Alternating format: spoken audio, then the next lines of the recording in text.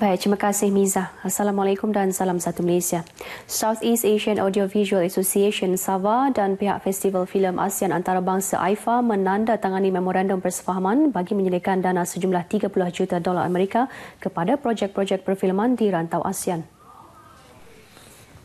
Menteri Komunikasi dan Multimedia Malaysia Datuk Seri Dr. Muhammad Saleh Said Keruak berkata ia bagi menggalakkan pemain industri perfilman di negara-negara ASEAN merealisasikan idea masing-masing selain menggalakkan kerjasama antara pemain-pemain industri. Beliau yang menyaksikan majlis menandatangani MOU tersebut yang diwakili oleh pengarah eksekutif SAVA Justin Diamond dan pengarah eksekutif AIFA Livan Tajang berharap agar penggiat filem di ASEAN mengambil peluang tersebut yang sekaligus dapat mewujudkan peluang pekerjaan. Jelas beliau kementeriannya akan memberi kerjasama kepada kerajaan negeri yang berhasrat untuk menambah baik infrastruktur digital di Sarawak. Datuk Seri Dr. Muhammad Saleh berucap merasmikan AIFA Biz World 2017 di Kuching. Beliau turut menyaksikan majlis menandatangani MOU di antara pemangku Ketua Pegawai Eksekutif Lembaga Pelancongan Sarawak STB, Mary Wan Mering yang mewakili Kementerian Pelancongan, Kesenian dan Kebudayaan Sarawak dan pengarah filem Sin Pau Chuen Chi Owen bagi penggambaran filem tersebut di negeri ini dalam masa terdekat. Sarawak komited dalam membangunkan teknologi digital termasuk kandungan yang bersesuaian dalam industri perfilman untuk memberi manfaat kepada golongan belia di negeri ini yang terlibat dalam bidang produksi. Menteri Muda Pelancongan Datuk Lee Kim Shin berkata kerajaan menyedari akan kepentingan kandungannya sesuai dalam industri itu bagi memberi pemahaman kandungan yang baik di dalam kalangan pemain industri. Katanya kandungan yang perlu dipromosikan antaranya seperti tarian, seni dan muzik yang dilihat akan memberi faedah kepada pemain industri.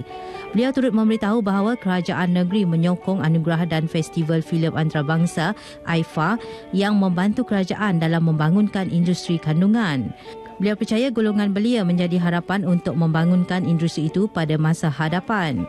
Datuk Lee Kim Shin berkata demikian pada majlis perasmian AIFA Biz World 2017 yang disempurnakan oleh Menteri Komunikasi dan Multimedia Malaysia Datuk Seri Dr. Saleh Said Keruak di Kuching. Penambahbaikan dari segi kemudahan termasuk pengangkutan bagi kes kecemasan amat diperlukan di Hospital Marudi yang telah beroperasi lebih 50 tahun selain menampung jumlah pesakit yang ramai. Pengarah Hospital Marudi Dr. Wong Song Yu berkata hospital itu memerlukan penambahan pengangkutan yang lebih efisien seperti ambulan bagi menghantar pesakit untuk dirujuk ke Hospital Miri. Jelasnya, antara fasiliti lain yang perlu dinaik taraf termasuk bahagian kecemasan, kemudahan pengawal dingin selain kemudahan lampu jalan di flat kaki tangan hospital berkenaan. Dr. Wong berkata demikian semasa lawatan kerja Menteri Kerajaan Tempatan Datuk Dr. Sim Koh Hian ke Hospital Marudi di Marudi. Berucap pada majlis itu, Datuk Dr. Sim memberitahu beliau akan mengetengahkan isu berkenaan kepada kementerian untuk mengkaji keperluan polisi yang ditetapkan. Manakala kemudahan lampu jalan dan penghawa dingin akan diusahakan segera bagi meningkatkan tahap keselamatan dan keselesaan di hospital berkenaan. Masyarakat Islam disaran agar memahami latar belakang agama dan bangsa lain untuk mencapai persefahaman dan perpaduan dalam kalangan rakyat di negeri ini. Menurut Menteri Muda Kemudahan Awam Dr. Abdul Rahman Junaidi, masyarakat Malaysia yang majmuk sifatnya hendaklah bersama-sama memainkan peranan bagi mewujudkan keharmonian. Justru program-program ilmu dan perkongsian maklumat antara kaum perlu diteruskan dengan mengambil kira sensitiviti sesuatu bangsa dan agama. Katanya interaksi dan komunikasi yang berkesan mampu mengurangkan jurang antara kaum agar sentiasa hidup harmoni sekaligus menghindari sikap prejudis dan buruk sangka antara satu sama lain. Dr. Abdul Rahman berkata demikian pada majlis perasmian Maharajan Amal Islam peringkat kebangsaan kali kedua di Kuching semalam. Program 3 hari itu disertai seramai 62 orang peserta yang terdiri daripada saudara baru dari 11 buah negeri yang turut mengambil bahagian dalam pertandingan tilawah Al-Quran, hafazan dan syarahan. Modul Integrasi Nasional dan Pengukuhan Diri di bawah program Diploma Pasca Siswazah Pengurusan Awam DPA mampu membentuk pegawai tadbir diplomatik PTD yang lebih peka kepada kehendak rakyat. Pengarah Institut Tadbiran Awam Negara Intan Dr. Muhammad Ghazali Abbas berkata komponen itu selari dengan hasrat Perdana Menteri Datuk Seri Najib Tun Razak untuk menjadikan tahun 2017 sebagai tahun penyampaian.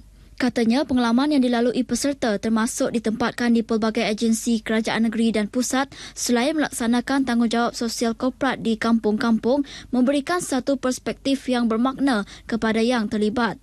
Beliau berharap peserta berupaya mempraktikkan pengalaman itu ke arah memastikan penyampaian perkhidmatan yang lebih berkesan pada masa akan datang. Dr. Ghazali berkata demikian pada majlis apresiasi bersama-sama rakan kolaborasi strategik program DPA Intan tahun 2016 di Samarahan semalam. Seramai 190 peserta terdiri daripada kadet DPA 2016 siri kedua menyertai program tersebut bermula 18 Februari lepas sehingga 17 Mei ini. Baik, saudara, setakat ini dahulu sumbangan berita dari Sarawak untuk N5 petang ini dan untuk berita seterusnya kembali kepada Miza di Angkasa Puri. Silakan.